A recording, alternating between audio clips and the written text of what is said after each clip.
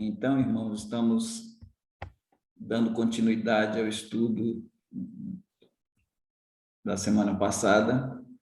Estamos analisando o dispensacionalismo integrativo, que tem como mentor o Michael Vlach.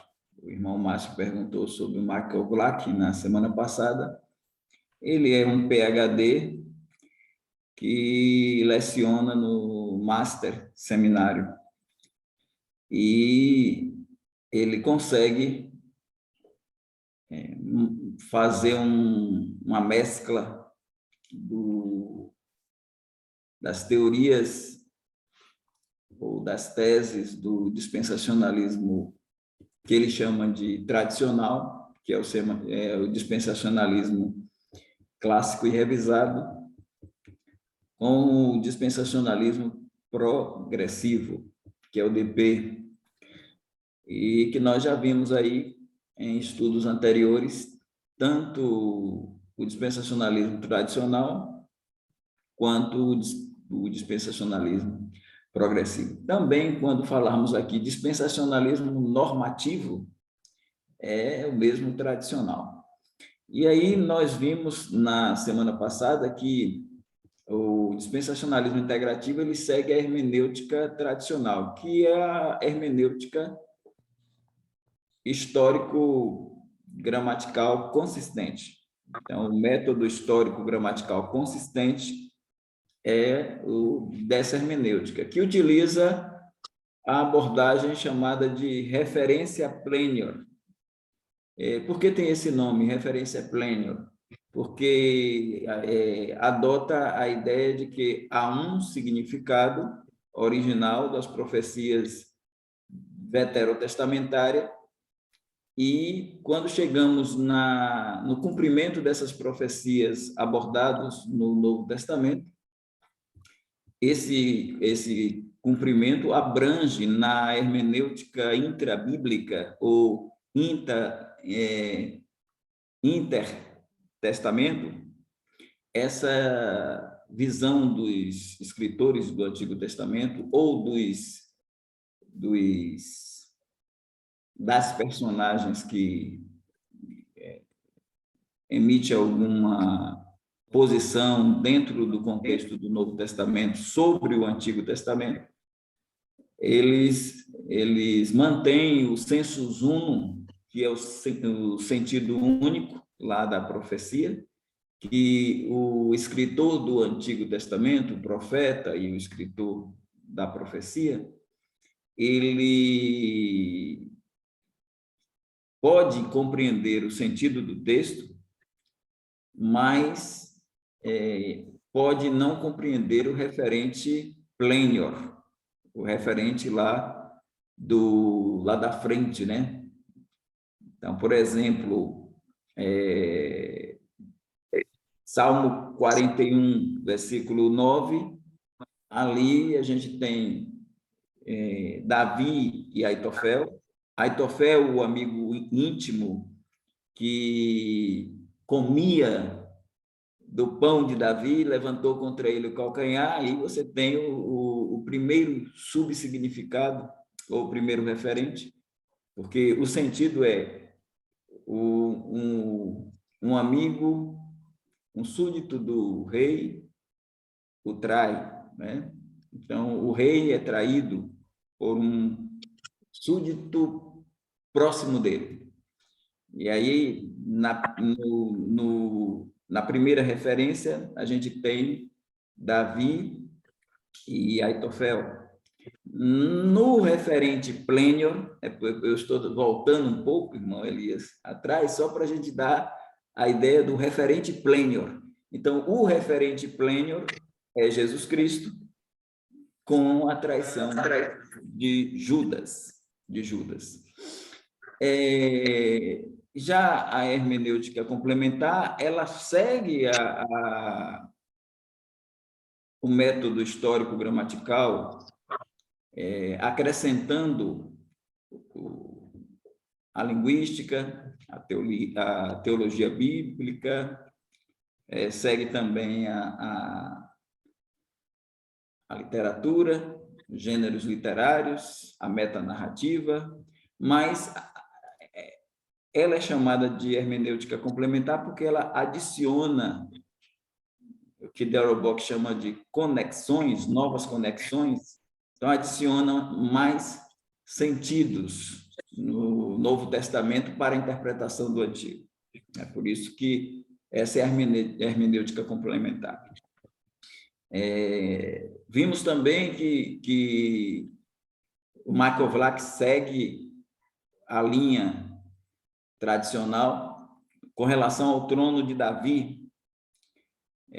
Para nós, dispensacionalistas revisados e clássicos, Jesus não está no trono de Davi.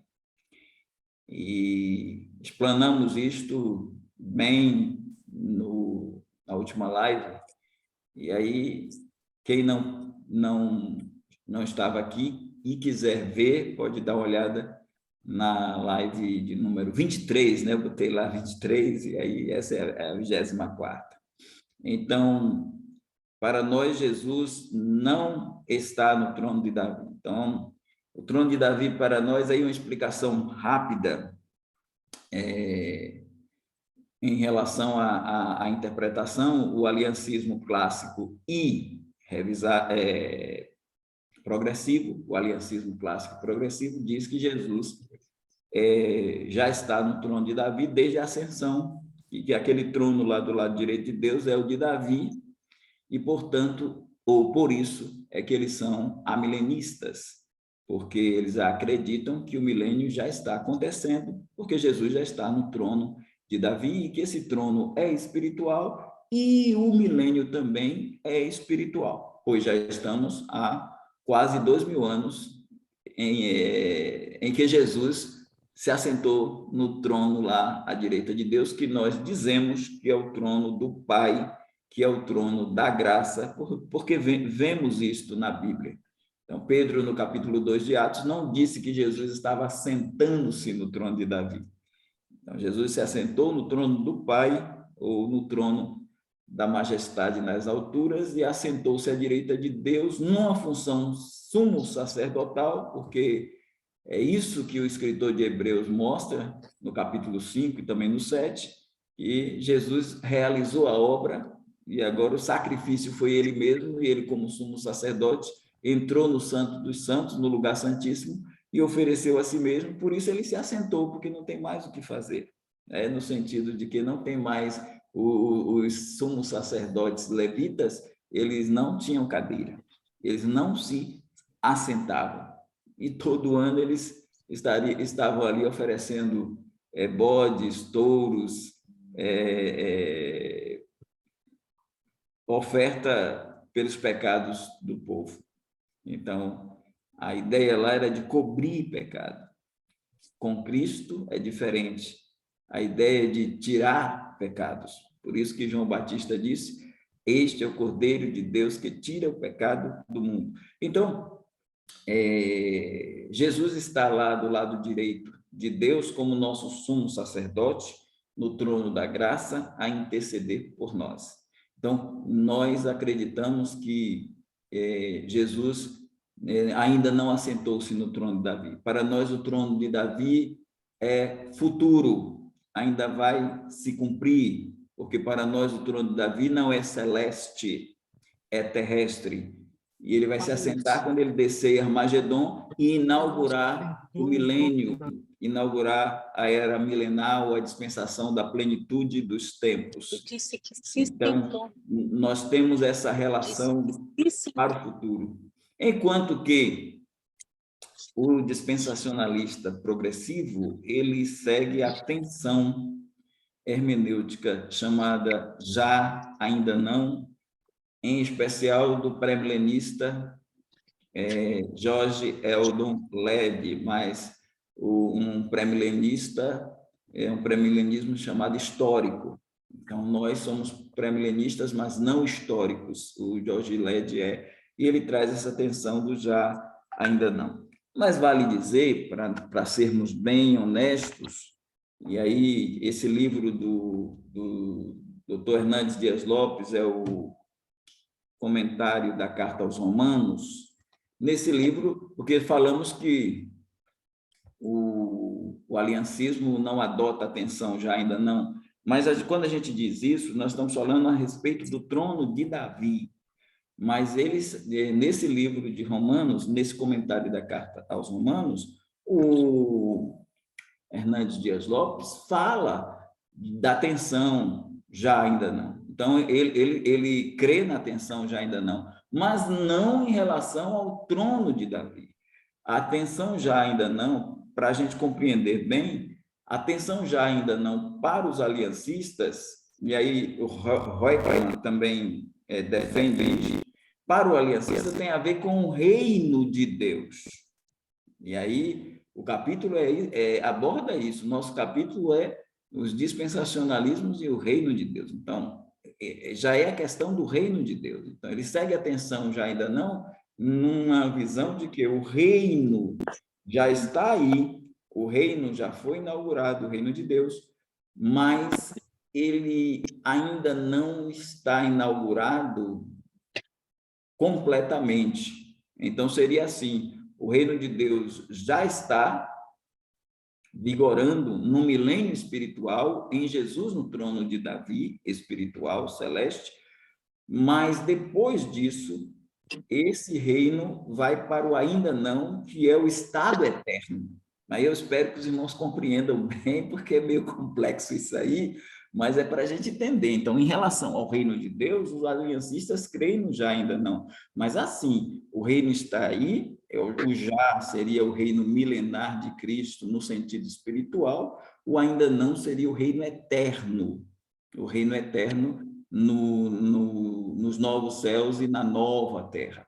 Aí é a visão aliancista em relação já ainda não. Mas a visão do dispensacionalismo progressivo na tensão já ainda não tem a ver com o trono de Davi, porque o aliancismo, o dispensacionalismo progressivo, ele é pré-milenista, ele crê no milênio literal, coisa que o aliancismo não crê. Então, ele vai colocar o reino, agora espiritual, o reino futuro no estado eterno. O dispensacionalista progressivo vai colocar o reino, o trono de Davi celeste, agora, e o reino inaugurado agora, no sentido espiritual, e o reino material para o Israel étnico, um reino nacional para Israel, o reino milenar, no ainda não, com um trono de Davi material. Então, espiritual agora, material depois. E depois disso, vem o estado eterno com o reino eterno, que eles acreditam também. Então, espero que os irmãos tenham compreendido essa questão de Jesus não estar no trono de Davi para clássicos e revisados, é reino futuro, ele vai se assentar no trono de Davi quando vier para implantar o reino, inaugurar o reino, então a gente não crê no reino inaugurado agora, e o dispensacionalismo progressivo crê num reino que já está inaugurado, mas virá completamente no futuro, o reino milenar. Jesus está no trono de Davi celeste e depois no terrestre. O aliancista, só terrestre, trono de Davi, só espiritual. Aí nós chegamos no terceiro ponto, que é o batismo no Espírito Santo. Nós acreditamos que o batismo no Espírito Santo não é um cumprimento da nova aliança. O progressivo acredita que o batismo no Espírito Santo é um cumprimento da nova aliança. E aí Vlach muda de posição. Vlach, com o dispensacionalismo integrativo, migra para o dispensacionalismo progressivo. Sendo assim, irmãos, nós acreditamos que o batismo no Espírito Santo está desvencilhado do derramamento do Espírito sobre o povo de Israel e sobre os gentios. Então, no futuro, tanto no período tribulacional, quanto no período milenar. Por quê? Porque o derramamento do Espírito, ele começa a ocorrer no Pentecostes. Só que no Pentecostes nós temos que entender que o que ocorreu no Pentecostes, que aí vem uma diferença também do Antigo Testamento, dos crentes veterotestamentários. Isso os irmãos vão ver melhor no capítulo 9 do livro. Se vocês quiserem, podem depois, até nessas férias aí que o irmão Elias vai nos dar, no mês de julho, ler o livro todo, aí fica bem melhor para entender o que estamos trabalhando. Então, no capítulo 9, nós trabalhamos a ação do Espírito Santo em todas as dispensações. Então, o Espírito Santo de Deus, ele agiu no Antigo Testamento de um modo, ele age no Novo Testamento, a partir do período da dispensação da graça, de outro modo. E ele agirá tanto na tribulação quanto no milênio de outro modo.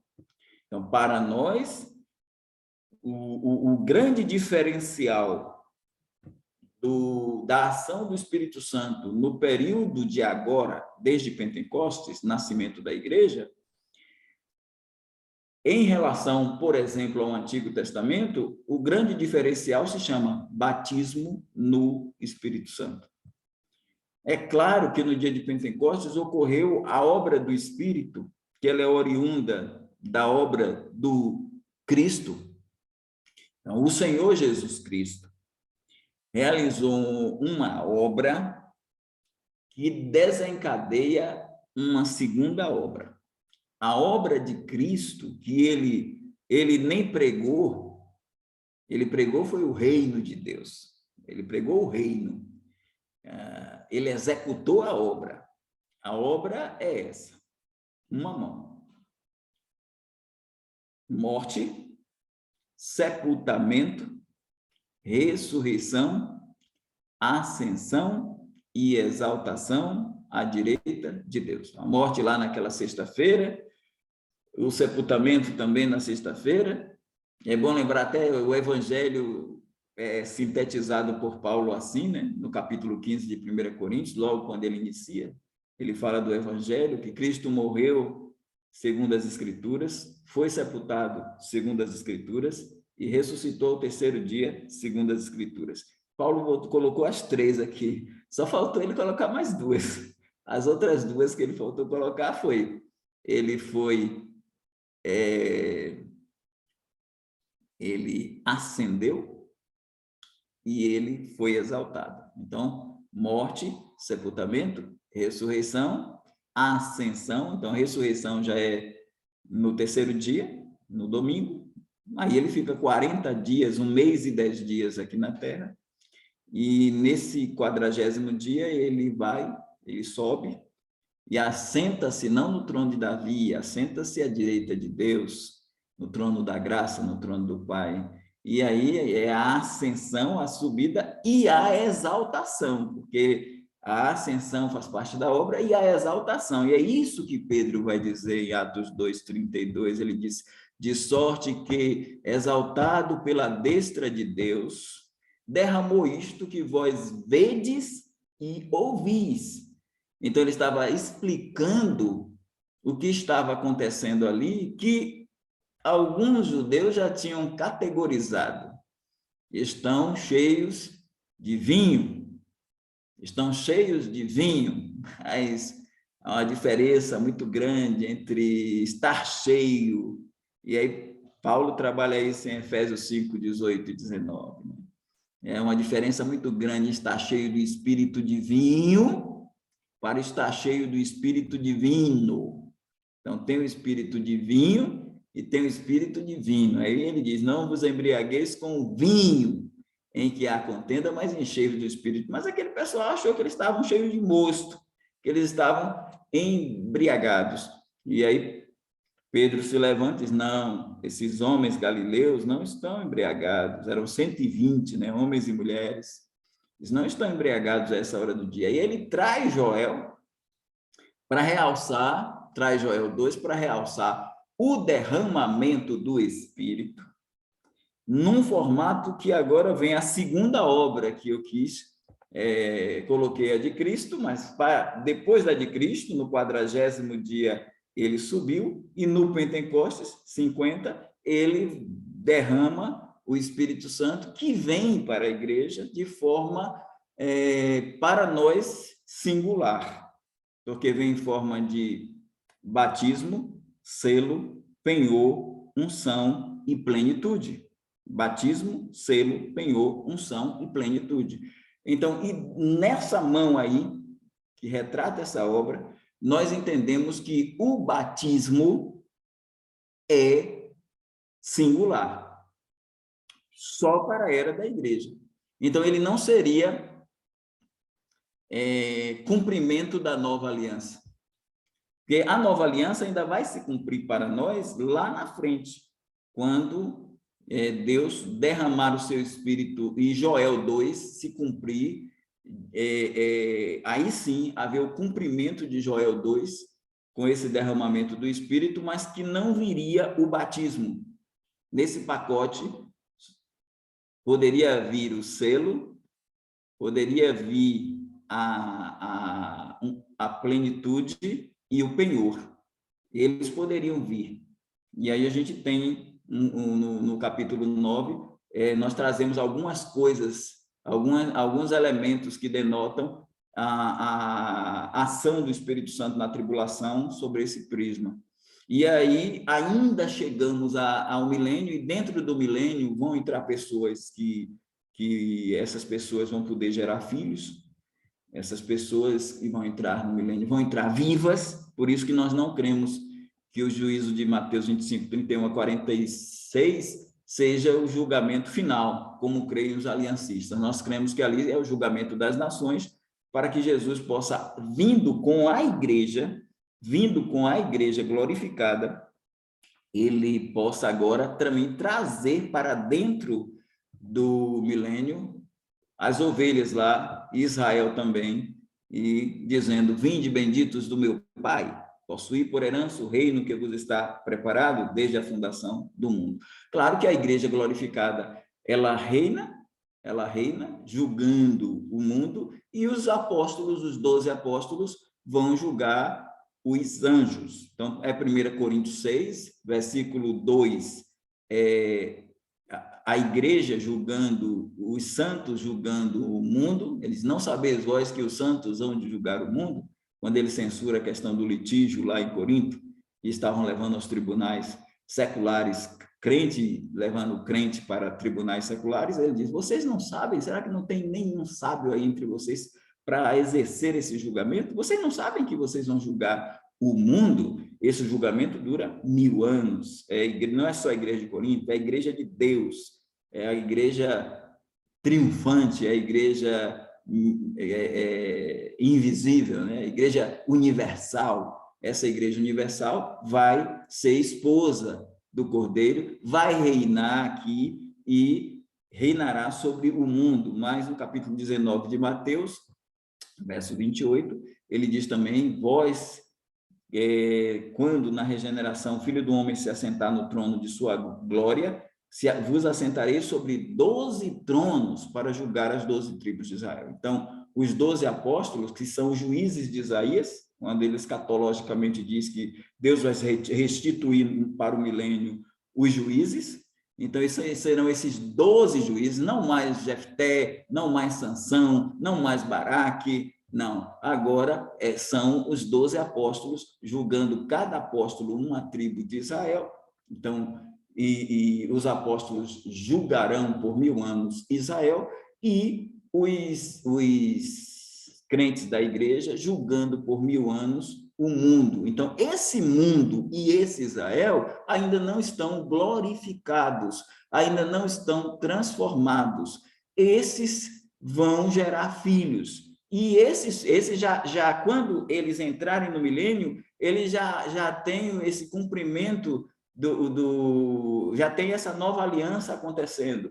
Mas essa nova aliança traz o derramamento do Espírito, que é o cumprimento da nova aliança, quando Deus tira o coração de pedra dos judeus e coloca o coração de carne, quando Deus coloca o seu Espírito dentro deles, Então, essa ação de colocar o Espírito dentro dos judeus, do Israel étnico e também dos gentios, essa ação, ainda esse pessoal gera filhos por lá, e Deus ainda estará derramando o Espírito Santo para aqueles que se converterem durante todo o período do milênio. Nós entendemos que isto não é batismo no Espírito Santo, não, porque nós entendemos que o batismo no Espírito Santo, ele não cumpre a nova aliança. O batismo... Pastor Evaldo, só uma interrupçãozinha.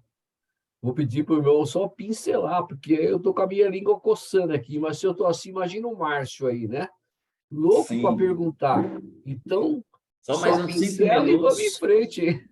Mais uns 5 minutos aí. Então, o batismo no Espírito Santo, ele só ocorre nesse período do Pentecoste ao arrebatamento, porque o batismo no Espírito Santo, conforme 1 aos Coríntios, capítulo 12, versos 12 e 13, diz lá, porque fala de nós como corpo, né? E diz que nós somos os membros uns dos outros, aí diz, porque em um Espírito todos nós fomos batizados formando um corpo. Então, quando diz formando um corpo, é o gerúndio usado aí para dar ideia da formação do corpo. Então, a função do batismo no Espírito Santo é formar o corpo. Esse corpo se chama igreja. Esse corpo tem uma cabeça, que é Cristo. Então, o batismo no Espírito Santo só pode funcionar na era da igreja. Então, ele não pode funcionar, por exemplo, no milênio. Ele não pode funcionar no milênio. Porque se ele funcionar no milênio, se o derramamento do Espírito ocorrer como batismo no milênio, teria que haver um novo corpo de Cristo. E não existe 2 corpos de Cristo, nem 3 corpos de Cristo. Só existe um corpo de Cristo. E ele nasce no Pentecostes e ele é completado no arrebatamento da igreja. Aí nós temos a ideia do reino adiado e do reino não adiado, que o Michael Vlach fica em cima do muro. Mas o Maria já me alertou. Então, nessa parte, hoje a gente só fica, pelo menos até aqui, nessa primeira parte. Se der tempo, a gente vai prosseguindo nos outros elementos. Certo, irmão Elias? Está aí. Eu acho que está meio tranquilo, porque, veja bem, eu não sei o que os outros entendem aí, porque em cima do que foi falado, tem algumas questões que a gente pode ir bem mais a fundo, eu até gostaria. Mas eu entendo que, nesse momento, é uma visão geral, uma pincelada desse quadro, para que a gente entenda de maneira superficial. E quando entrarmos efetivamente no estudo do milênio, por exemplo, aí a gente vai esmiuçar essa parte de batismos de Espírito Santo, que estão vivos, enfim, essas coisas todas. Aí a gente vai realmente esmiuçar bem. Eu creio que é uma pincelada geral, né? Por isso que eu sei que você conhece muito, aí você vai, fala, então a gente, né, peraí, fala depois. Então tá bom, a irmã Cristina levantou a mão, ela pode perguntar, e depois o irmão Márcio, por favor.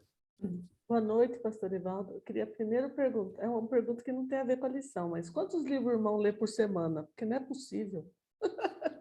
Não é possível, ele já leu todos os livros. Misericórdia, estou brincando. Lê muito, né, pastor? Com certeza, com certeza. Agora, eu queria ficar no que o irmão falou. Então, batismo batismo no Espírito é para formar o corpo, a igreja. Então, não vai haver, porque o corpo também não vai subir incompleto. Porque a igreja não pode subir incompleta. Então, quando a igreja subir, vai subir o corpo de Cristo, que é a igreja atual, da era atual. E isso não vai... será uma outra maneira de operar, como o irmão falou no capítulo 9.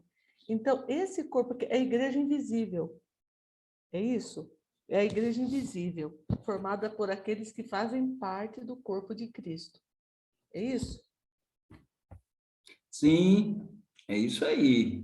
Então, estamos dando aí um diferencial, porque a gente ouvia muito que o Espírito Santo voltará a agir, depois que a igreja for arrebatada, ele voltará a agir do mesmo jeito que ele agia no Antigo Testamento. Isso não é verdade. No Antigo Testamento foi de um jeito, na era da graça de outro jeito, e posteriormente será de outro jeito. Para aqueles que nós acreditamos que a igreja sobe antes da tribulação. Acreditando assim, nessa crença, o corpo de Cristo sobe antes, então a ação do Espírito Santo vai ser diferenciada tanto na tribulação quanto no milênio, porque a gente entende que ele vai trabalhar agora com Israel étnico na tribulação e com os gentios também, que apoiaram Israel, não da igreja, e no milênio também. Para aqueles que acreditam que a igreja vai ser arrebatada no final da tribulação, e aí eu vou aqui abrir um parênteses para dizer que o fato de algum irmão acreditar que a igreja vai ser arrebatada no meio da tribulação, na pré-ira ou no final da tribulação, não faz deste irmão um herético. Isto não é heresia. Isto tem a ver, na nossa concepção, com o erro de interpretação, mas não com uma situação de heresia. Então, entendendo que se a pessoa acredita que a igreja vai ser arrebatada no final da tribulação, nós continuamos dizendo que no período do milênio não teremos o Espírito Santo sendo derramado numa função de batismo. Então, por que hoje os dispensacionalistas progressivos, muitos deles já não optam pelo pré-tribulacionismo? Por causa dessa situação. Porque eles acreditam que a igreja, que o batismo no Espírito Santo continua a funcionar na tribulação, então, se continua a funcionar, a igreja, corpo, continua e ele continua sendo o Senhor Jesus Cristo, continuará batizando no Espírito Santo, porque o corpo ainda está se formando durante a tribulação. Para nós, o corpo é formado antes da tribulação. Então, a igreja sobe e nessa linha aí, há alguns que pendem. E eu digo aos irmãos, o dispensacionalista progressivo, ele é mais coerente se ele pender ou para o pós-tribulacionismo ou para a pré-ira. Porque fica muito complicado acreditar que o batismo no Espírito Santo continua no período tribulacional ou no milênio, e a igreja sendo arrebatada antes da tribulação. E uma boa gama de dispensacionalistas progressivos são pré-tribulacionistas. Então, para eles fica mais difícil trabalhar isso, porque realidade é esta. Biblicamente é isto. O batismo no Espírito Santo forma o corpo. Forma o corpo. Então, se esse corpo ele sobe antes da tribulação, implica dizer que a nova aliança ela não insere o batismo no Espírito Santo. Por isso que o Michael Vlach e o dos DP, indo para lá, vão ter essa dificuldade. Está entendendo? Mas é isso aí que a senhora falou mesmo. Está dentro desse contexto. Ok, é que eu realmente ouvia que a operação do Espírito Santo na tribulação e no milênio seria igual ao do Velho Testamento. Não será. Não é porque tem o derramamento, que vamos dizer que há um flash em Atos 2. Não houve um cumprimento da profecia em Atos 2. Sim, total, Ali nós temos o derramamento do Espírito formando a igreja.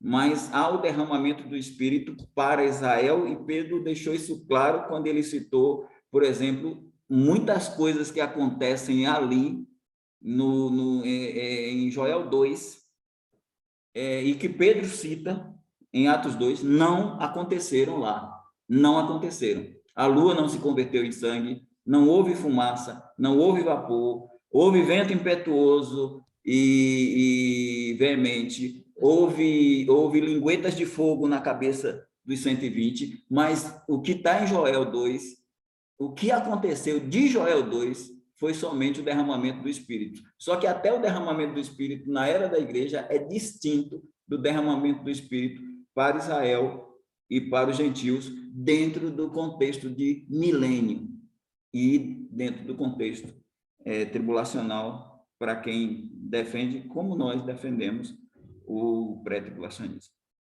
É Ok. isso. Obrigado, pastor. Márcio, depois pastor Danilo, depois Almeida. Pastor, eu estou entendendo deste gráfico e deste capítulo que a gente não está ainda entrando, como a gente entrou 2 semanas atrás, em textos e nas justificativas, mas estão sendo apresentadas as teses e teorias dos 3 pontos e principalmente do autor ali que está no meio. Eu vi que durante a sua explanação muitas vezes trouxe, na verdade, assim, nós cremos assim. Quando a gente fala nós cremos assim, o senhor está falando a respeito da sua pessoa e o ensino que você acredita, certo? E quando eu falo Esse... nós, é só assim, quando eu falo nós aqui, é como um todo o Grupo Batista Regular, certo? Tá Mas, bom, assim, eu entendo a sua visão distinta, por isso que eu coloco assim, tá respeitando bom. a visão distinta, mas nós, assim, no sentido, não é somente pastor Evaldo, é uma visão do movimento batista regular, enquanto dispensacionalistas clássicos e revisados, mas já abrindo alguns precedentes para alguns pastores batistas regulares que já são dispensacionalistas progressivos. Mas nesse meio, Márcio, batista regular, eu digo que majoritariamente são clássicos e revisados. Hoje, por conta de uma nova geração que está aí, a gente tem, eu não tenho porcentagem, mas eu digo que pelo menos, acredito que 95% dos batistas regulares creem como a gente está apresentando aqui. Por isso que eu falo nós, mas não é só pastor Evaldo, mas entendendo Não, também essa visão um pouco não, distinta da nossa. Não, eu não estou preocupado com batista regular, com batista, com pentecostal, eu não estou nem aí, porque, no geral, a minha opinião com relação a isso, o membro comum da igreja não entende nem da sua própria situação, quase ninguém estuda isso que a gente está estudando. Isso aqui é a exceção da exceção da exceção, pessoas que estão levando a sério o estudo. Então, muita gente diz que acredita em algo sem realmente ter estudado. O que eu acho que nós estamos fazendo aqui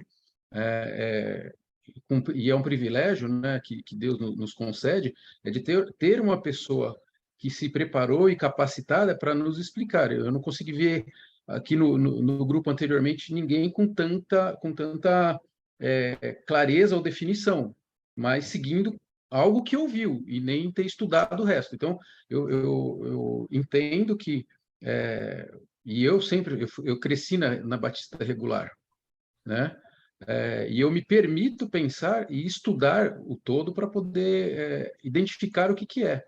Então, no meu ponto de vista, há uma preocupação que o grupo aqui, especialmente esse grupo, que é um grupo, na minha opinião, de elite, tem que ter de estudar mesmo, um comprometimento de estudar e avaliar o contraditório como está sendo apresentado.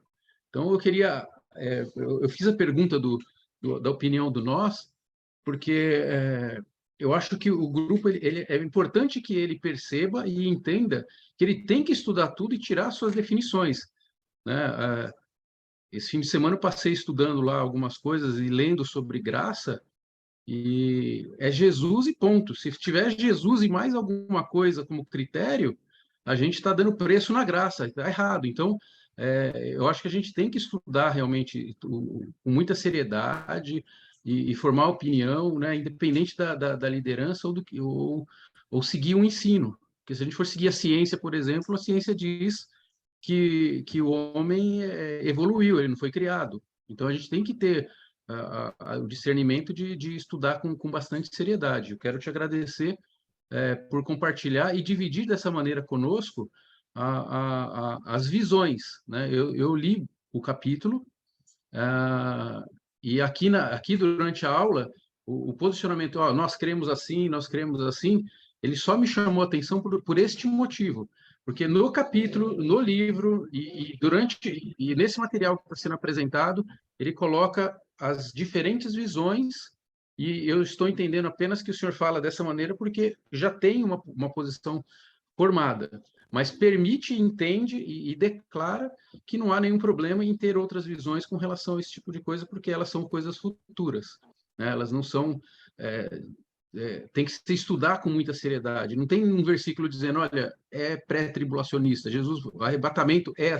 Não, é estudo, é hermenêutica, é história, né? Não tem nada tão óbvio assim. Então, eu quero só registrar isso, né? E pedir para o grupo realmente estudar, né? Participar e estudar, porque não é uma única visão e não é porque o pastor Evaldo está falando que eu tenho que acreditar. Pelo menos, eu estou tentando levar esse estudo muito a sério e olhando outras possibilidades para que a gente chegue no individual, eu chegue a uma conclusão sobre as possibilidades. E obrigado por estar apresentando várias delas. Eu saí um Márcio, pouco do isso aí que você texto, falou. viu, Pode Márcio? falar, pastor Eu Evaldo. saí um pouco dos textos assim, porque, de certa forma, esse quadro, ele nos faz... porque escatologia, ela não é fácil. Então, esse quadro nos faz revisar. Aí os irmãos puderam perceber que nós fomos para a hermenêutica, que a gente já trabalhou, nós fomos para... Aí a gente ainda vai chegar no trono de Davi, vai aprofundar mais. Então, a gente, depois desse quadro, a gente ainda vai continuar indo para os textos, porque a gente já começou a estudar os textos. Mas agora é como se fosse uma pausa para a gente poder dar uma olhada aqui, ali, adiante.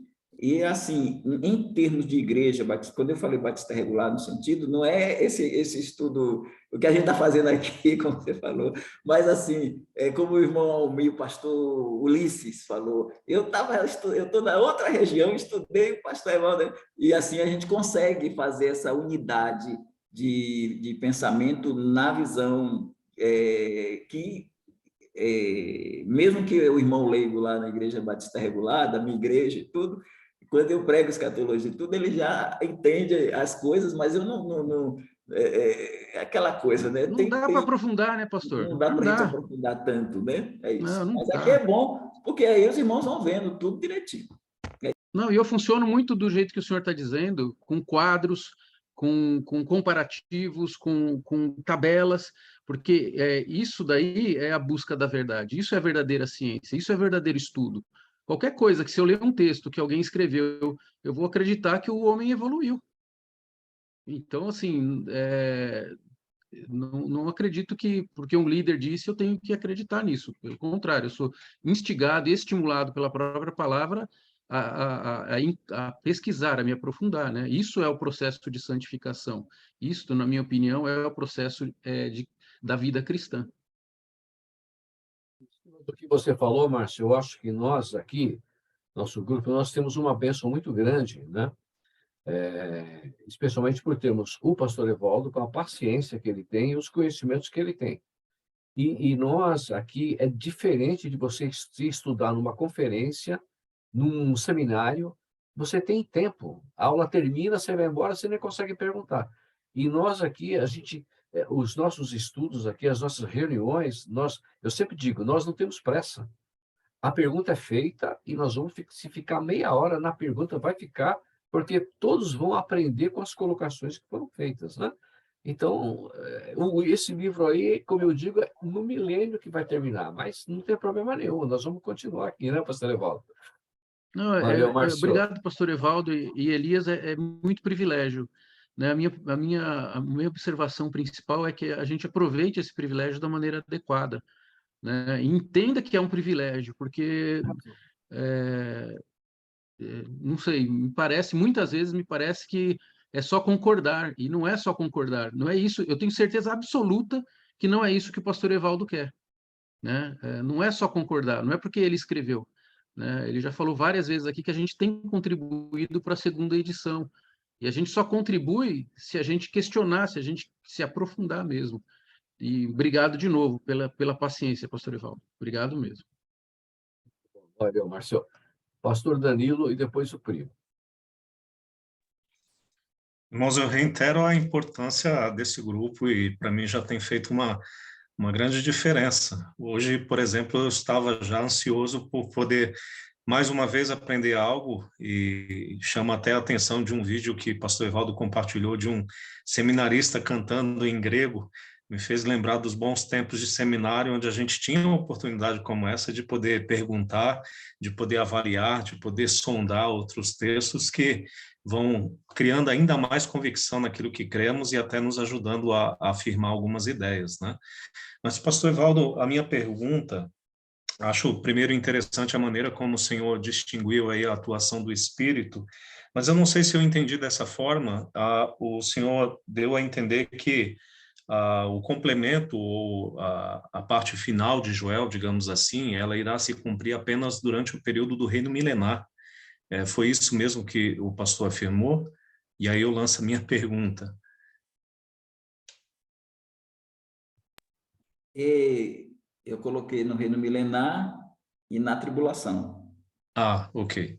Que Não, Deus porque eu é aquele povo que entra, que Jesus diz, vinde benditos do meu Pai, que eles vão entrar para gerar filhos no milênio, eles entram porque o Espírito Santo foi derramado sobre eles. Então, Deus começa a julgar Israel na tribulação. Ezequiel 34 fala isso, Ezequiel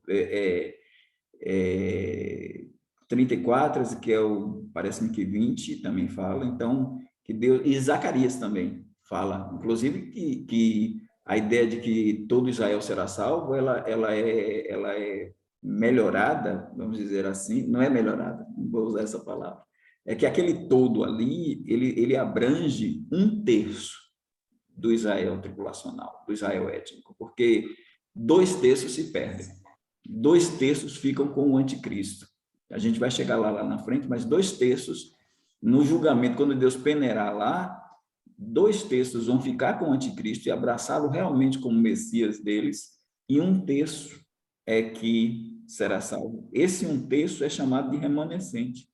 Então, esse todo é o remanescente.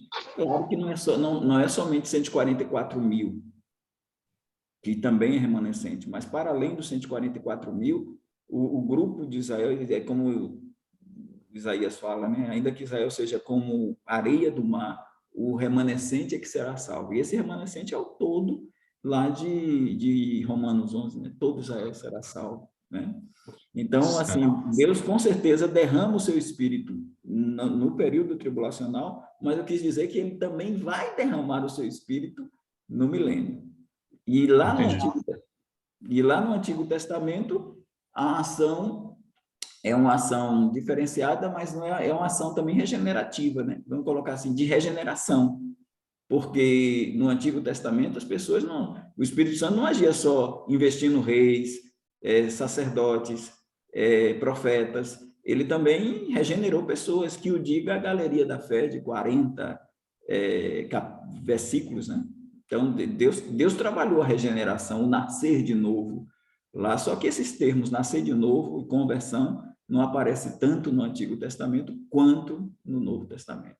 Mas é isso, aí eu estou botando uma distinção tríplice, Antigo Testamento de um jeito, Novo Testamento de outro jeito, Novo Testamento entenda-se período da igreja, e tribulação e milênio de outro jeito.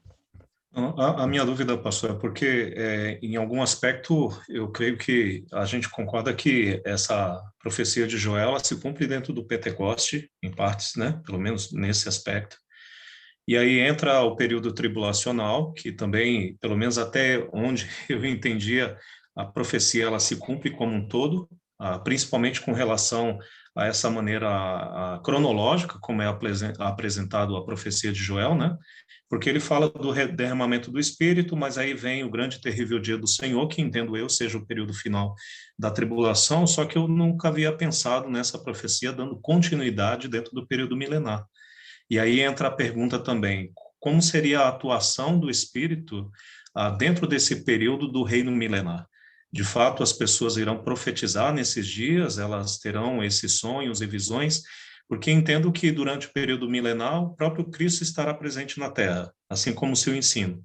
E tratando da profecia de Zacarias também lá no capítulo 14, as nações já terão uma pré-ordem de estarem presentes em Jerusalém para adorar e assim por diante. Imagino eu que o evangelho será bem disseminado durante esse tempo. Então, eu fico só pensando, claro, né? Teria essa necessidade das pessoas profetizarem e terem visões e assim por diante. Não sei se o senhor entendeu bem a pergunta, mas... É uma pergunta bem difícil, né? Mas, é assim, o que é interessante, irmãos, é a gente entender o dia do Senhor, né? O dia do Senhor. Porque lá em Joel, o senhor já citou aí, né? Que abrange o dia do Senhor, tem aqueles gafanhotos ali para retratar os 3 tipos de gafanhotos, e o dia do Senhor também aparece em Oséias, aparece em Zacarias, aparece em vários profetas do Antigo Testamento. E esse dia do Senhor, ele começa com a tribulação, ele começa com a tribulação, e ele vai até a queima da terra. É bom lembrar que 2 Pedro, capítulo 3, vai dizer: o dia do Senhor virá como ladrão de noite, através do qual os elementos ardentes se fundirão e tal.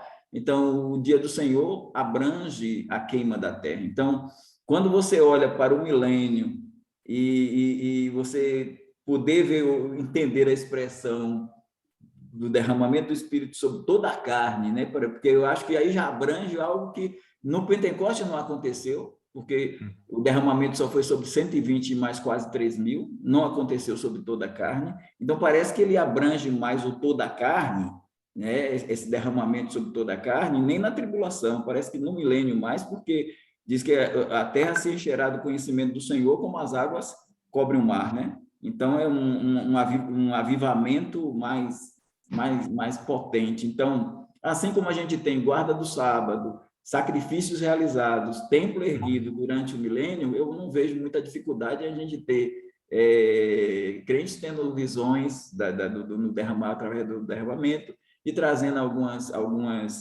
profecias, alguma coisa ali dentro desse contexto, né? Que é uma coisa que a gente também não pode dogmatizar como vai ser a ação, mas parece que Joel 2 vai se cumprir de uma forma que a gente olha assim, ó, porque até lua se tornando em sangue, fumaça, fogo, vapor, isso pode ter a ver muito mais do que na tribulação, que já vai acontecer, mas no final do milênio, com a queima da terra. Ok. Pastor, deixa eu fazer uma pergunta. Isso é o dia do Senhor? Purei a fila, desculpa. O dia do Senhor, ele abrange dos 21 juízos na tribulação, os 7 selos, as 7 trombetas e as 7 taças, abarca o Armagedon e abarca a queima da terra. E aí já é depois do milênio, quando Deus queimar tudo. Porque quando ele diz lá, o dia do Senhor virá como ladrão de noite, 2 Pedro 3, ele já pega o dia do Senhor e já projeta também para a queima da terra.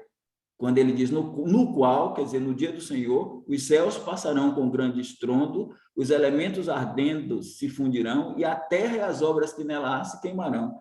Claro que a gente precisa entender esse dia do Senhor abrangendo tudo. Talvez, Márcio, talvez, a expressão em grego lá é Kyriake remera, que é o verso 10 do capítulo 1 de Apocalipse, quando João diz, eu fui arrebatado no dia do Senhor. Pode ser que esse dia do Senhor tenha esteja para além de um domingo, que abranja o arrebatamento de João no sentido da visão que ele recebe do Apocalipse, desse contexto. Pastor, vamos deixar isso para quando chegar lá no livro. Não dá para resumir assim. Desculpa. É que como você falou desse assunto, e é uma dúvida forte que eu tenho sobre a descrição do dia do Senhor. Até hoje eu não fechei o conceito com relação a isso, mas a gente estuda na hora adequada, desculpa. É verdade. E essa definição aí, que abrange tudo isso, eu também não conhecia. Então, é mais uma novidade também. Então, eu acho que nós vamos ter que deixar um dia só para falar sobre o dia do Senhor, porque é bem amplo, viu, pastor Evaldo? Primo, depois do Daniel, depois do irmão Carlinhos. Talvez deixar um dia, não, alguns dias, né, para falar sobre o dia do Senhor, né? Um dia só, acho que é muito pouco, né? Mas só comentando um pouco sobre o que o sobrinho aí falou, Por essa razão, o pastor Evaldo colocou sabiamente o que é ser heresia, né? Ou erro de interpretação. Por essa razão é que individualmente todos nós podemos ter uma interpretação aí que estamos buscando realmente a melhor interpretação bíblica, né? Mas eu gostei também do que ele falou, da separação que foi colocada a respeito da atuação do Espírito Santo. E eu vou fazer uma pergunta aqui, porque, é claro, teria outras perguntas, assim como você, primo, também tem, né, sobre esse assunto do Espírito Santo, que vai ser pontuado mais à frente, mas na colocação dele, né, que o Espírito Santo é basicamente aqui a atuação na formação da igreja, né, nessa primeira parte. Agora, como ali, pastor, poderíamos entender os versículos de Atos, capítulo 19, versículo 1 e 2, ali quando Paulo, né, chegando em Éfeso, ele encontrou alguns discípulos, e aqueles discípulos disseram que nem ainda ouvimos que o Espírito Santo existia, ou seja, que havia uma atuação do Espírito Santo. Como podemos entender esse versículo? Esses discípulos não eram cristãos? Quer que leia o texto ali? Não, eu sei, eu conheço. Ali é o seguinte, o apóstolo Paulo, ele chega em Éfeso, né? E ele encontra esses 12, né? 12 discípulos de João Batista. Eu digo, irmão, que são até maus discípulos de João Batista. Acho que eles dormiram na pregação, porque João Batista foi o primeiro a falar sobre o batismo no Espírito Santo. E eles disseram para Paulo, nós nem ainda sabemos que existe Espírito Santo. Isso. E se João foi o primeiro a falar sobre o Espírito Santo, e falou que Jesus batizaria com o Espírito Santo e com fogo, né? Com fogo os incrédulos e com o Espírito Santo o trigo, né? Que é a palha com fogo e o trigo com... E tem gente também que acha que o batismo no fogo é para crente, né? Mas o batismo com fogo é para os incrédulos. Jesus vai executar os dois batismos. João batiza nas águas, mas Jesus Cristo batizaria com o Espírito Santo e com fogo. Então, juízo e derramamento do Espírito, batismo no Espírito. Então, eles eram até maus discípulos de João Batista. A pergunta natural de Paulo é bem interessante, é natural. Recebestes o Espírito Santo quando crestes? Porque normal é isso, receber quando crê. Os pentecostais criaram a segunda bênção, mas não existe segunda bênção. Nós somos abençoados com todas as bênçãos espirituais. Então, eu não creio que eles eram crentes. Eu creio que... E aí Paulo pregou para eles, e aí Paulo pregou, e Paulo os batizou em nome de Jesus, porque aí já mostra também que o batismo de João iria ser substituído por um batismo, porque não era só João que batizava, os fariseus batizavam, outros batizavam, mas o batismo de João era para o arrependimento, e o batismo bíblico é para inserir, o batismo bíblico é para quem já creu. O de João era para crer, para as pessoas demonstrarem o arrependimento. Então, vai Paulo, batiza em nome de Jesus, e depois que Paulo batiza, eles falam línguas, que também já não é evidência do batismo no Espírito, é outro problema aí lá para frente, que a gente não vai discutir aqui, mas o batismo no Espírito não é evidenciado pelo falar em línguas, e o batismo no Espírito, ele ocorre desde sempre, a partir do momento da conversão, a partir do momento que a pessoa crê. A exceção foi os discípulos, os apóstolos, porque a igreja ainda não tinha sido inaugurada, né?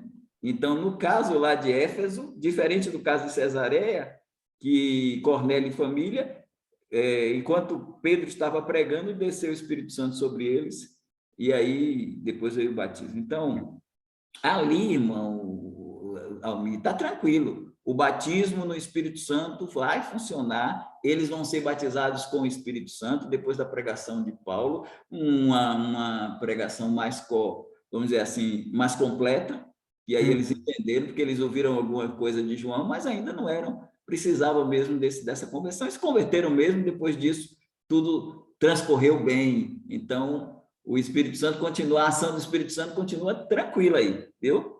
Entendi. Nesse caso, nós encontramos também na igreja irmãos que muitas vezes congregam conosco durante muito tempo, né? E só depois de um bom tempo acabam professando, né, a fé em Jesus, até mesmo muitas vezes sendo considerado por nós mesmos como um cristão, e na verdade não são, né? Talvez esse grupo aí realmente era um grupo assim também, que ainda não haviam realmente recebido a fé salvadora, né? E o senhor está colocando um assunto que não está fora, não, porque no capítulo 9 a gente trata desse assunto. Trata do conceito, por exemplo, a gente tem que entender o que é batismo no Espírito Santo. Isso. Tem gente que chega para a gente e diz assim, Mami, você já foi batizado no Espírito Santo? Eu gostaria que a gente replicasse e perguntasse a essa pessoa, você sabe o que é batismo no Espírito Santo? Porque à luz da Bíblia, batismo no Espírito Santo é a mesma coisa que receber o Espírito Santo. Isso a gente mostra de forma mais clara. O batismo no Espírito Santo é o recebimento do Espírito Santo. E Paulo vai dizer, se alguém não tem o Espírito de Cristo, esse tal não é dele. Não é dele. Então, justamente, eu trouxe a questão porque existem muitas outras, né, que certamente o grupo fará quando voltarmos ao assunto mais à frente, mas esse especificamente mais porque está relacionado com o que o irmão falou a respeito da formação da igreja e a atuação para a formação do corpo de Cristo, né? Então, não há todo aquele que não recebeu, né, o Espírito, não faz parte desse corpo, né? Então, basicamente, mas tem outras perguntas que também, como o Márcio, vou esperar para o tempo oportuno. Agora, uma única colocação apenas a mais sobre o Michael Clark, né? Como esses estudiosos podem ser classificados? Porque ali, ele, na sua apresentação, em determinados tópicos, ele vai para um lado e em outros vai para o outro grupo, né? Então, como muitas vezes você pode dizer, não, aquele estudioso, ele é dispensacionalismo progressivo, ou ele é clássico e revisado, ou ele não é nenhuma das duas coisas. Porque é como dizer, não, eu sou batista regular, ou eu sou batista da convenção, mas determinados pontos eu não creio como um ou como outro, né? Então, não dá para se dizer, não, eu sou isso ou eu sou aquilo, né? Fica um pouco confuso no meu modo de entender.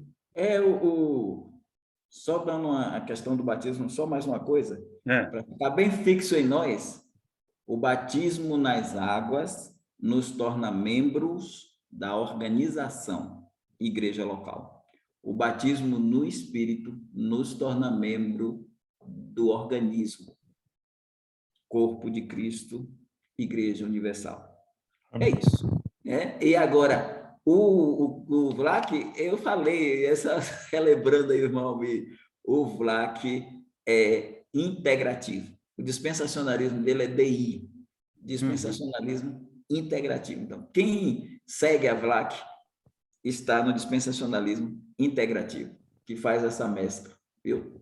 Não entendi. Agora, só mais uma colocação do que o irmão falou agora, sobre o batismo nas águas o torna membro da igreja local. Eu tenho realmente algumas dúvidas em relação a isso, mas vamos deixar um pouco mais para frente.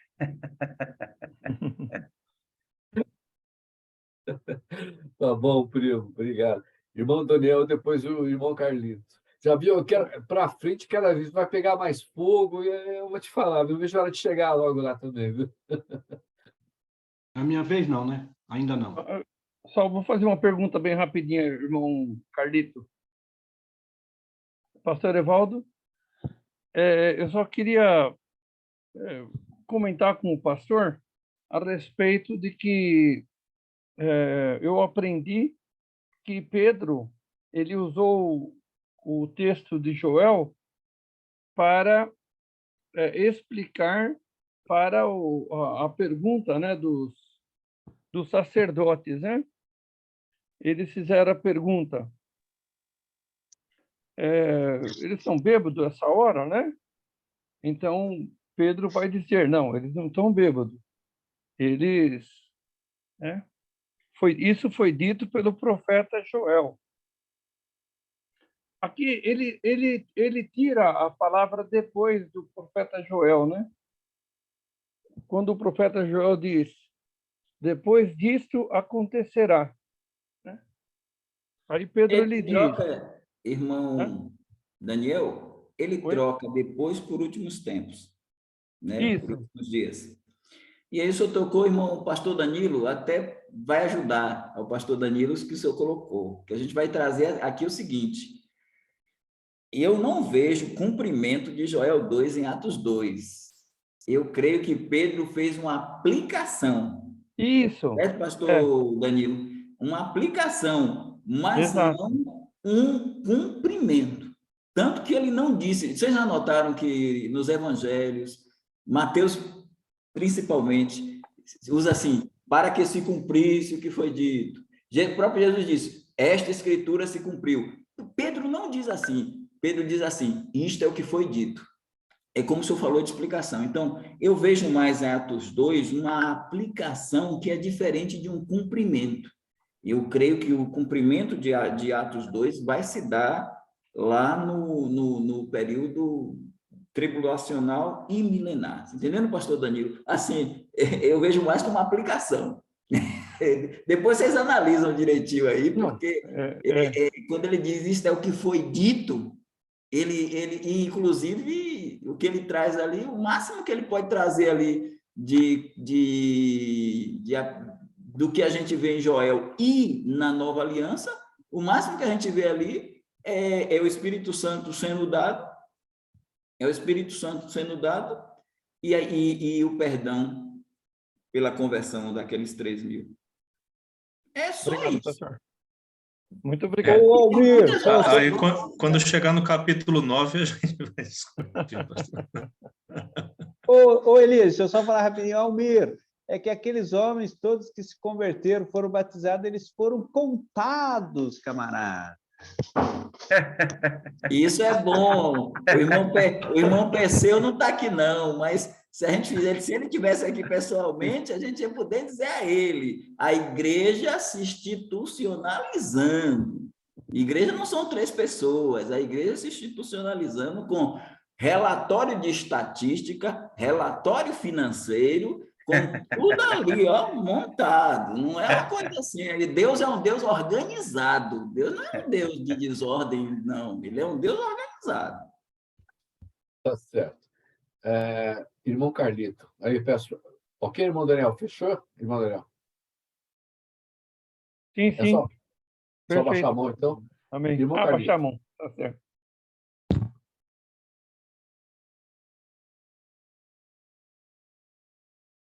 O Carlito está aí ou caiu?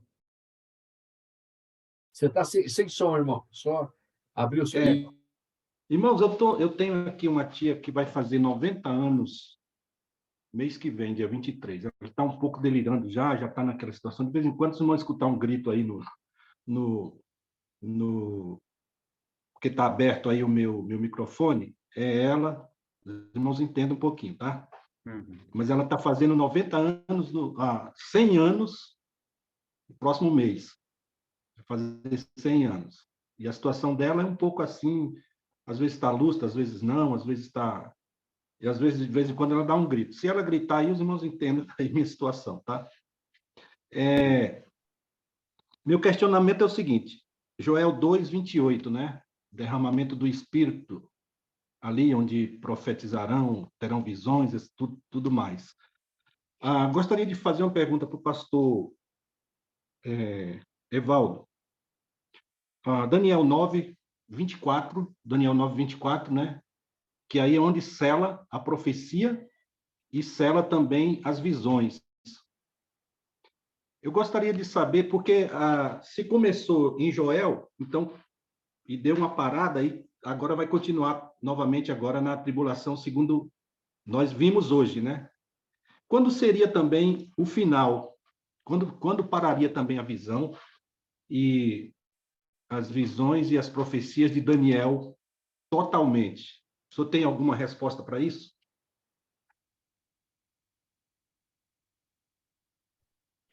Entendeu, pastor? Entendi.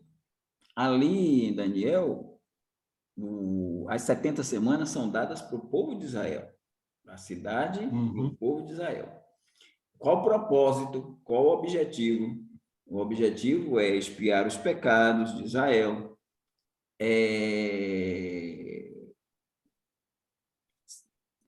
selar a visão e a profecia, ungir o santo dos santos. Então, todo esse processo vai se dar a partir do cumprimento da 70ª semana. Isso quer dizer o quê? Que aquilo que está no verso 24 se projeta para dentro do milênio. Entendeu? Porque as 70 semanas são dadas para, no final das 70 semanas, quando terminarem as 70 semanas, haver essa projeção. Então, mas é como falei com o pastor Danilo, Deus já começa a atuar na tribulação. Mas essa ação de Deus na tribulação, ela não pode cessar. Ela não pode cessar durante o milênio, porque vão pessoas se converter. O Espírito Santo continuará a ser derramado. E isso já, a nova aliança, ela começa no milênio. A nova aliança, essa será a aliança que eu vou fazer com eles, quando eu tirar os seus pecados. Então, quando Deus tirar os pecados, aí adentra ali. É como dizer assim, eu não posso dizer para os irmãos que a primeira ressurreição termina no arrebatamento. Entendeu? Por que eu não posso dizer que ela termina no arrebatamento? Eu estou falando sobre a ótica pré-tribulacionista. Por que a primeira ressurreição a gente tem em 3 partes? Porque na visão, agora, não dispensacionalista progressiva, a visão dispensacionalista clássica e revisada, o arrebatamento é somente para os crentes da igreja. Positivo. Vivos e mortos, mas só da igreja. Porque, na nossa visão, o arrebatamento é para o casamento. E o casamento só vai se dar entre a igreja e Cristo. Esses crentes do Antigo Testamento, eles ressuscitam para a entrada no milênio. Mas ainda tem uma segunda parte da primeira ressurreição. Aí é assim, a primeira ressurreição ela se divide em 3 partes. A primeira no arrebatamento, a segunda das 2 testemunhas que vão morrer no meio dos 7 anos, e a terceira dos crentes do Velho Testamento, juntamente com os crentes que foram degolados porque não adoraram a besta, nem a sua imagem, nem receberam o seu sinal, e aí reinarão com Cristo 1000 anos, está lá em Apocalipse 20, de 4-6. Então, assim como a barca aqui, ó, a barca aqui é a mesma coisa. Nós não podemos dizer que o derramamento do Espírito Santo se encerra no final, quando Cristo voltar.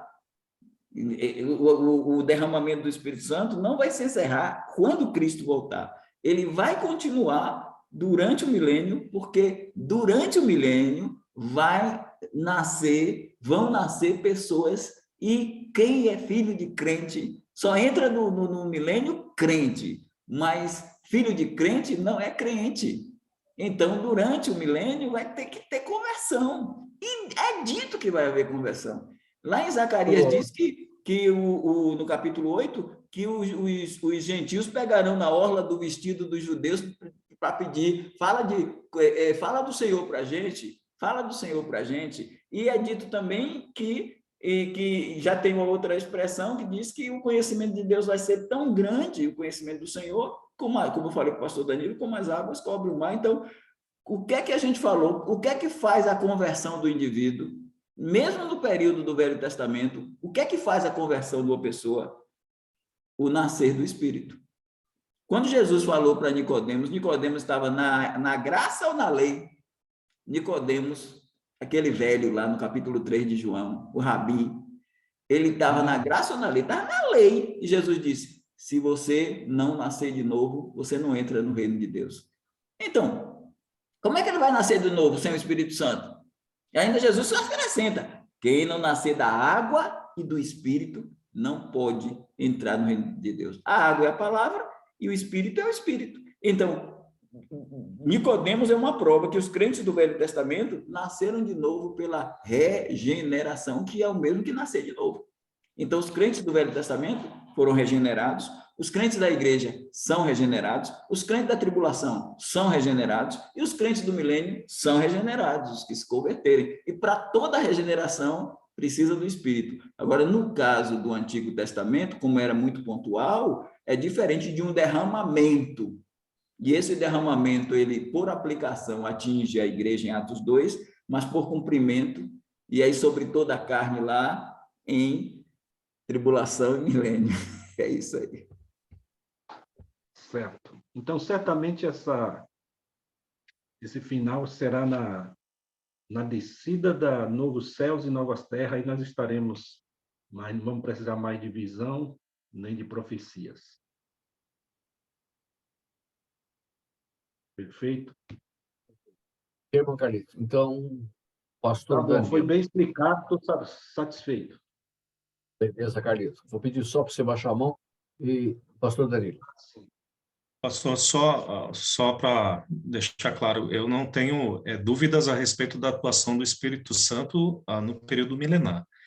Como o senhor bem disse, essa é uma das coisas que me baseio para fazer essa afirmação e ter essa convicção, é a própria salvação, porque o Espírito convence e creio que é o mesmo Espírito que convencerá aos filhos dos habitantes do milênio, né?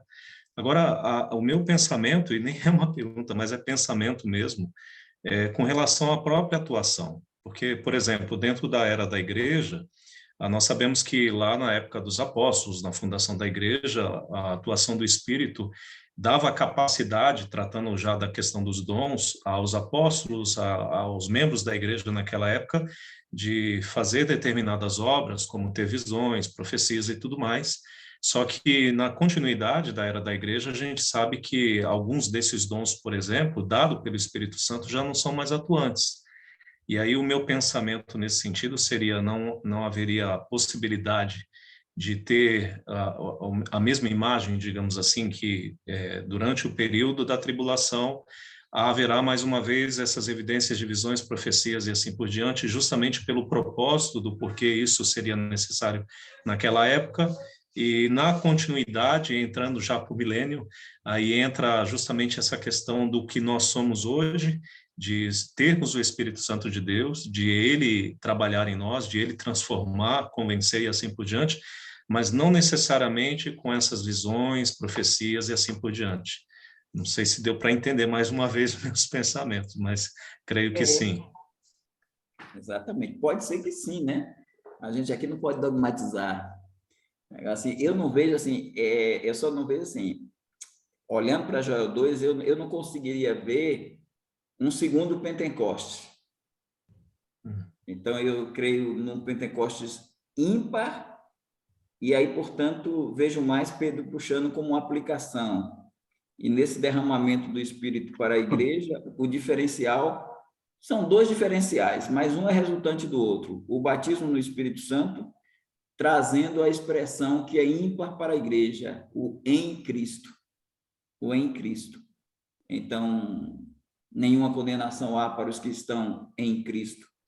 Quem está em Cristo, nova criatura é. Os que morreram em Cristo ressuscitarão primeiro. O em Cristo é proveniente do batismo. E aí, nesse período tribulacional e milenar, eu vejo mais o Ezequiel 37, que o senhor trouxe na semana passada, que é Deus colocando nos ossos secos a carne, e depois de colocar a carne, pôr o Espírito, que já está na nova aliança, né? Não diz só tirarei o coração de pedra, darei o coração de carne, mas diz, colocarei dentro deles o meu Espírito. Então, esse colocar dentro dele o Espírito, eu vejo mais como um penhor, tudo bem, eu não vejo nem unção, porque para mim unção é para o casamento. A unção é a aliança. A unção é para a figura noiva de Cristo, né? Então, o relacionamento Cristo como noivo e igreja como noiva é abalizado pela aliança chamada unção. Aí a unção faz de nós reis, profetas e sacerdotes dentro desse contexto, ou reinos e sacerdotes. Batismo no Espírito Santo, corpo. Agora, o penhor, que é a segurança, e isso aí é tranquilo, porque aí a gente já vai para Hebreus 11, né? Os do Antigo Testamento não foram aperfeiçoados sem nós, e esses desse período também precisam desse aperfeiçoamento via penhor. E aí a gente tem o penhor, que é a garantia, a gente tem o selo, e o selo é o Espírito, aí a gente vê o selo nos 144 mil, mas também é dito no capítulo 9, os selados de Deus pela terra. Então, a gente, os que têm o selo do Deus vivo, não são só os 444. Então, eu vejo o selo, eu vejo o penhor e eu vejo o enchimento. É aquela discussão que a gente teve com o irmão Almir, discussão no bom sentido também, né? Eu não discuto só com o Márcio, não. Com o Almir, com o primo também, né? Aí aquela discussão que a gente teve de Mateus 10, que o Espírito Santo não precisará de ninguém para falar alguma coisa, porque o Espírito Santo falará dentro de vós, falará por vós, diante na tribulação. Então, plenitude. Então, eu vejo os três, plenitude, o penhor e o selo. Eu só não vejo a unção e o batismo. Okay. Dessa questão quíntupla da obra do Espírito na igreja, durante o Pentecostes. É isso. Ok, pastor? Então tá bom. Pastor Lorival, por favor.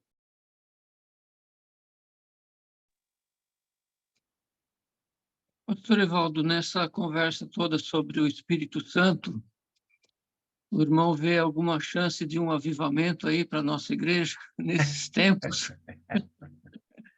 Porque os estudos, na verdade, têm dividido tanto as igrejas, né? Quanto mais a gente estuda, parece que acontecem mais derivações, mais vertentes de igrejas, doutrinas, ministérios, isso, aquilo, e evidentemente que quando as pessoas discutem, discordam, há pouca atuação do Espírito nos crentes nesse momento, né? E o irmão vê alguma chance aí de acontecer como já aconteceu na história, um avivamento aí na igreja? Essa pergunta é difícil, viu? Essa pergunta é difícil. Houve aí na Universidade de Ashburn, né? Lá a gente não pode dizer ainda, né? Na faculdade metodista lá, aquelas quase mais de 300 horas de oração, o avivamento a gente vai identificar muito posteriormente, né? Ver realmente se houve conversões. O ponto fulcral do avivamento é a questão bíblica, né? O avivamento tem que ser bíblico, tem que ser pautado na palavra de Deus. Então, há aqueles ditos avivamentos aí da Rua Azusa e outros aí carismáticos que a gente não tem. Agora, a gente olhar para a Reforma Protestante, foi um avivamento ali, como também os irmãos Wesley, né? Lá que originou a Igreja Metodista. E assim, o cenário para o futuro, ele é um cenário meio pessimista, né? Se fala que nos últimos tempos muitos apostatarão da fé. Nós temos também a ideia a pergunta de Jesus que não quer calar, né? Capítulo 18 de Lucas: porventura o Filho do Homem, quando vier, achará fé na terra? Então, os dias de Noé, ele fala dos dias de Noé e dos dias de Ló para o futuro, né? Então, assim,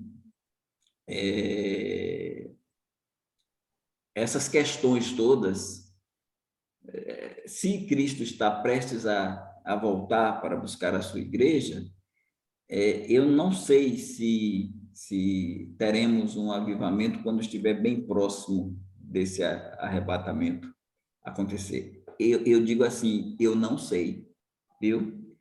Eu não gosto muito de Eu estava pregando uma conferência no acampamento sobre escatologia. Aí o irmão disse assim, vai ter alguma novidade em relação ao que está acontecendo? Eu vejo aí os irmãos postarem no escatol muitas vezes isso, aquilo. Eu, assim, crendo na iminência da volta de Cristo, que a volta de Cristo é a qualquer momento, é a qualquer hora, eu não vejo para o momento da igreja, a necessidade de sinais. A gente não precisa esperar sinais. A gente espera a bem-aventurada esperança e o aparecimento do grande Deus e nosso Senhor Jesus Cristo. Nós não estamos esperando os sinais de Deus, nós estamos esperando o Deus dos sinais, porque os sinais, eles se identificam na Bíblia muito mais com Israel do que com a igreja. A vinda de Cristo, se nós estivermos certos de que o arrebatamento é pré-tribulacional, é a única corrente pré-tribulacionista que defende a iminência, volta de Cristo a qualquer momento. As outras correntes, elas não podem defender a iminência, porque, por exemplo, se o arrebatamento for no meio da tribulação, a gente identifica o arrebatamento. Digamos que estivesse certo o mesotribulacionismo, a gente identifica. Porque o anticristo vai lá, assina com Israel, a gente, o anticristo assinou com Israel. Na Bíblia diz que é uma semana. Então, ele assinou com Israel, com certeza, o arrebatamento vai ser, se for no meio, só falta 42 meses. Aí a gente pode ficar tranquilo, porque daqui a 42 meses, o anticristo está governando, daqui a 42 meses, a gente marca. Pré-ira no 62º mês, a gente marca. Pós-tribulacionismo, na hora que o anticristo assinou, a gente já sabe, vai arrebatar no final do reinado do anticristo. Então, a vinda de Cristo, se foi agora, hoje, o anticristo assinou dia 20/6 de 2023. Dia 20/6 de 2030, Jesus volta. Tá, bife, é isso aí. Dentro dessa lógica, tranquilo, porque vai ser igualzinho, 42 meses, tudo certinho, numa interpretação histórico-gramatical, tranquilo. Então, se Jesus vai arrebatar a igreja no final, aí o anticristo, o que a gente vai esperar é só o anticristo assinar com Israel. Ele assinou com Israel, pronto, irmãos, aí a gente vai estar aqui no escatom, se o anticristo permitir, aí a gente vai dizer, irmão, o anticristo assinou hoje, passou hoje no jornal, ele assinou hoje, então, em 20 de junho de 2030, ele volta. Os irmãos estão entendendo? Todas as outras correntes pode marcar, porque não é iminente, mas a gente olha para a Bíblia e vê a ideia da iminência, de que a gente não pode marcar data. Jesus Cristo pode voltar a qualquer momento. Então, a resposta, Amém. Então, é que o próximo avivamento é o arrebatamento, né? Tito 2, de Pode 11 ser, a 14. Né? E aí eu digo ao irmão pastor Lorival, eu não gosto na igreja de estar, as duas torres gêmeas, 2001, foram atingidas, sinal que Jesus está voltando. Covid-19 veio, sinal que Jesus está voltando. Peste negra, sinal que Jesus está voltando. Também nunca acreditei nada disso. Esse negócio aí, os sinais, quando os discípulos disseram quando vai acontecer essas coisas? Anos 70. Seria 38 anos depois. A profecia de que não vai ficar aqui pedra sobre pedra que não seja derribada. Quando serão estas coisas? A derrubada do templo e mais duas perguntas. Que sinal haverá da tua vinda e do fim do mundo? Ele não está falando de arrebatamento. Se você analisar todo o contexto, não está falando. Primeiro, igreja não existe. A igreja vai vir no Pentecostes. Quem está perguntando ali são os discípulos judeus. E aí Jesus está falando de sinais. Que sinais? 7 selos, 7 trombetas e 7 taças. É isso. Mas aconteceu um terremoto na cidade de irmão Lorival, pastor Lorival. Sinal de que Jesus está voltando. Porque porque ele disse que vai ter terremoto. Princípio de dores não é agora, irmãos. Princípio de dores ainda virá. O princípio de dores, as dores são as dores de parto de Israel. Então, o princípio de dores não é agora. A igreja é virgem. Virgem não pode sentir dor, porque virgem, ela não Pastor Evaldo. Pastor Evaldo, permita-me Pastor só Evaldo, acrescentar uma coisa? O senhor fica passando mel na nossa boca aí, não é o momento. Não, entendeu? não é a hora. Viu, Não é a hora Elias? ainda. Deixa eu só acrescentar uma coisa aí da pergunta do pastor Lorival, né, sobre avivamento. Os irmãos morávios, né, durante 100 anos, um avivamento durante 100 anos, a Igreja de Cristo Jesus. Pode ser que nós tenhamos, né, um avivamento aqui no nosso Brasil. Não sei se o pastor estava perguntando mais no nosso Brasil, pastor Evaldo? Viu, pastor Ulisses? Pastor Ulisses, eu não estou dizendo que não vai ter, não, viu? Eu espero. Eu sei, não, mas eu peço a Deus que tenha. Eu não estou dizendo, não. Eu só estou dizendo assim, eu não sei. A minha resposta eu entendi muito bem. Irmão Elias, que eu não vou conseguir, porque eu tento responder, viu, Márcio? Mas essa pergunta do meu irmão, pastor Lorival, eu não sei, não. Isso, hein, pastor? Eu sei muito bem disso, né? Eu entendi muito bem o que o senhor falou. É que aí o senhor começou, né, a falar sobre sinais, né? Eu acho que a pergunta dele não estava se referindo a isso, mas com relação mesmo, se vamos ter um avivamento ou não. Na Coreia, né, eu sempre confundo se é a Coreia do Sul ou a Coreia do Norte, né? O grande avivamento que houve lá, né? Há 25 anos atrás... Coreia do Sul, né? Sul. Isso. Então, há 25 anos atrás, a tristeza que era, né? E porque igrejas se colocaram a orar o que Deus fez, né? Então, pode ser, né, que tenhamos ainda um avivamento e nós venhamos participar dele, não sei, né? Vamos orar. Eu quero participar também. E Deus, ele não está engessado, não. Ele pode fazer isso aí, viu? Eu só não... O irmão perguntou, eu não tenho essa capacidade de dizer se vai ter. Eu espero que tenha, mas esperamos aí. Agora o irmão Elias fala assim, quem atiça o fogo são os perguntadores, viu? Márcio atiça o fogo, acende o fósforo, aí dá conta, pastor. Márcio, ele cutucou você, mas você não aceita essa cutucada. Deixa para depois, hein? Deixa para depois. Não, Qual que é a sua pergunta, Márcio? Estou tranquilo, Elias. É só um comentário com relação ao que estava sendo dito, né? Há muita controvérsias no que o pastor Evaldo colocou e a gente tem muitos textos bíblicos que o próprio Jesus e uma série de outras, os apóstolos ali deixaram profecias de múltipla interpretação, não tem nada óbvio desse jeito. E a volta de Jesus, do jeito que o pré-tribulacionismo prega, é uma volta parcial, que ele não pisa no chão, e uma volta secundária 7 anos depois, que é a volta verdadeira. Então, a mesma linha de raciocínio aplicada pelo pastor Evaldo, do fim dos 7 anos, dos 42 meses, de que ele volta com a igreja, é a mesma coisa. Então, a volta... a volta... Não, pastor, deixa eu terminar agora, não vou falar, está acabando o dia. Só o senhor vai responder na semana que vem. Não é verdade que a gente crê em 2 voltas. Para nós, o arrebatamento não é uma volta. Então, tá a bom. Volta para nós é somente a vinda como... Não existe volta sem pisar na terra. A ideia então, você, a primeira vindas. É a primeira pessoa que eu ouço falar isso. Todas as outras pessoas que eu ouvi falar a respeito, falam que Jesus volta para arrebatar a sua igreja, não pisando no chão, que é aí a volta de Jesus, a volta iminente que o senhor falou, é isso, a retirada da igreja. Ele vem para retirar a sua igreja. Eu não falei, vamos aguardar.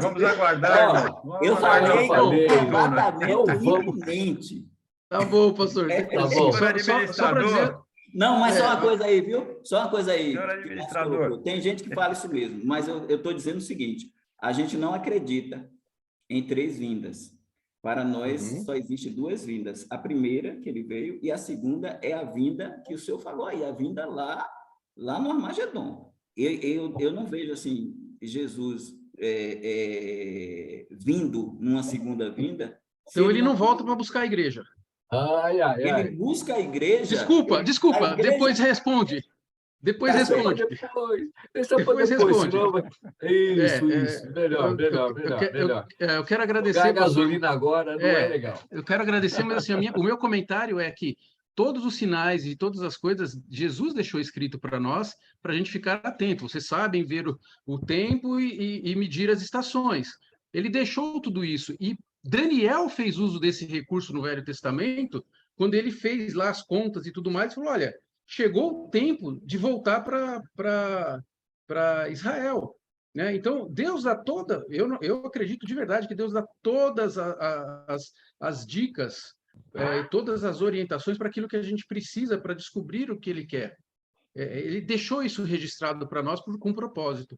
Então, a gente, no momento adequado, vai voltar a essas situações, mas reflita sobre os argumentos, porque eles servem para os dois pontos de vista. Mas todas não, porque senão não teríamos Deuteronômio 29, 29. Ai.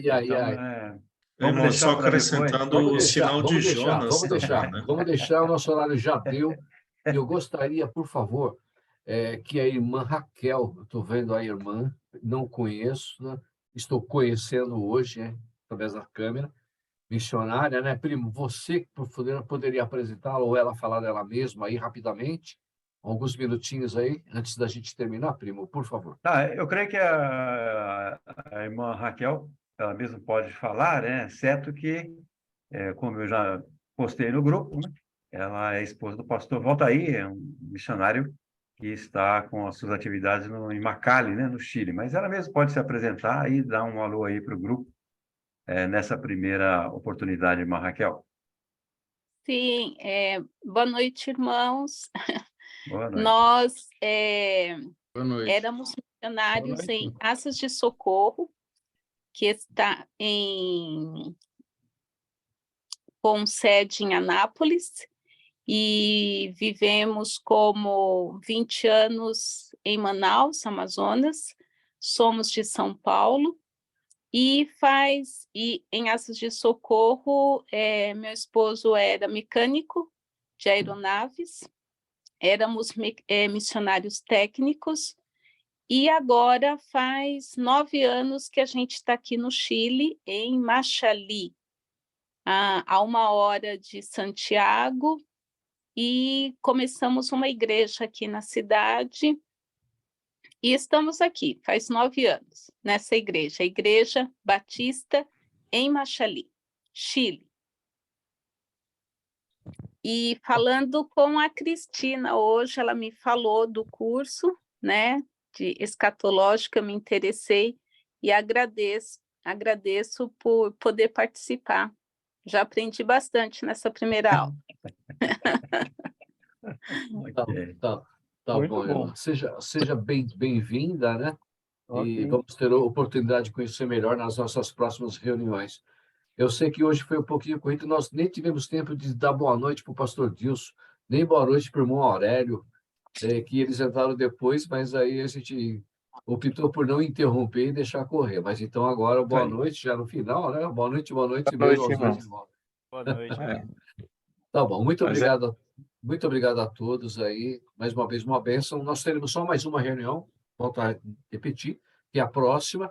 E no mês de julho nós paramos aí. O pastor Evaldo vai ter um mês para descansar um pouco, né? Reciclar nem fala, porque ele já sabe tanto aí que já está tudo na cabeça dele, não precisa reciclar, não. Pastor Evaldo, se quiser umas conversas, eu vou estar disponível, tá? Só chamar.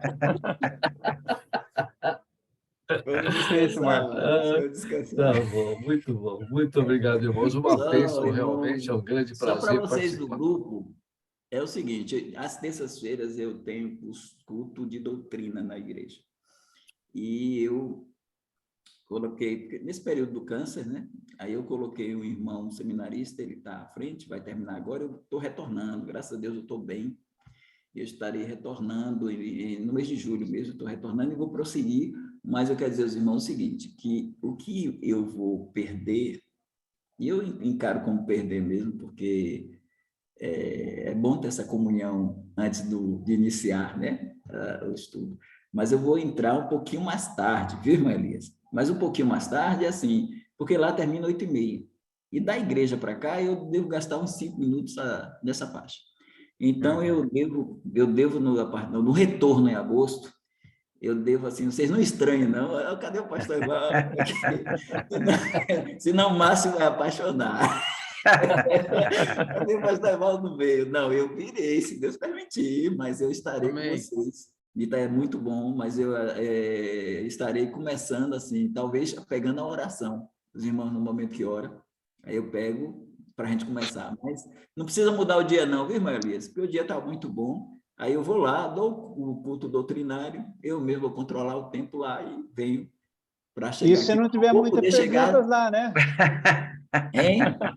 Isso se não tiver muitas perguntas lá, né? Não, mas ele já disse que ele que controla o tempo. Eu vou cortar as perguntas. Ele que controla o tempo, está feito. Eu controlo lá, porque aqui já basta, porque Márcio me espreme, viu? Pastor Evaldo, Mas a irmã Raquel também pode fazer, viu, Maria? A irmã Raquel, que ela fica à vontade para perguntar também, a missionária Raquel. Que a irmã pode deixar que as perguntas vão chegar. Tá certo. Então, o que nós vamos então fazer? A gente conversa depois, obviamente, mas provavelmente nós vamos então, ao invés de começar o estudo às 20h50, a gente começa às 21 horas, porque aí tem tempo suficiente para que o irmão possa entrar, tá bom, irmão? Ok, vamos então encerrar com uma oração. Muito obrigado a todos, uma bênção mais uma vez. Pastor Dilson é quem nos despede com uma oração. Pastor Dilson, por favor. Vamos orar. Graças te damos, Senhor, pelo grande privilégio que nós temos de falarmos com o teu santo nome. Somos gratos pelo privilégio de sermos teus filhos, pela fé em Jesus Cristo. Obrigado, Senhor, por mais uma vez o Senhor cuidar desse dia, manhã, tarde e à noite que já adentramos, as nossas atividades. Somos gratos pelo privilégio de termos a tua palavra para estudarmos num grupo tão maravilhoso como esse, de tamanho conhecimento. Somos gratos, pois, apesar de todos os pesares, nós ainda estamos em uma nação que é livre para publicamente expressarmos a nossa fé. Graças damos ao Senhor pela família que o Senhor tem nos dado, pela vida, pela saúde. Graças damos até mesmo pelas lutas que o Senhor permite, pois através dela o Senhor lapida a nossa fé e vai tirando as arestas para cada vez mais estarmos parecidos com o Senhor Jesus Cristo. Amém. Nos fortalece, ilumina nossa mente para absorvermos a tua palavra, para vivermos por ela e praticá-la, para que possamos reluzir a luz do Senhor Jesus nesse mundo de trevas. Nos dá coragem, nos dá forças, e não deixe que o conhecimento da tua palavra venha nos envaidecer, mas que possamos ser servos de todos. Nos dá uma boa noite, guarda a nossa mente, a nossa saúde emocional, para que com as pressões da vida nós não venhamos nos tornar céticos contra a suficiência da tua palavra. Cuida dos nossos corações, Pai, no nome de Jesus. Amém. Amém. Amém. Uma boa noite a todos, meus amados. Boa noite, irmão. Boa noite, galera. Boa noite, irmão. Boa noite para vocês. Boa noite. Boa noite, gente. Foi bom Boa estar semana. junto de novo. Um abraço. Amém. Boa noite. Pastor Ulisses parece estar flutuando ali no vídeo. Que negócio é aquele? Ele está aí. Boa noite. Acabou a energia. Boa noite, boa noite, boa noite. Deus abençoe a todos. Ai, ai. Boa noite, irmão.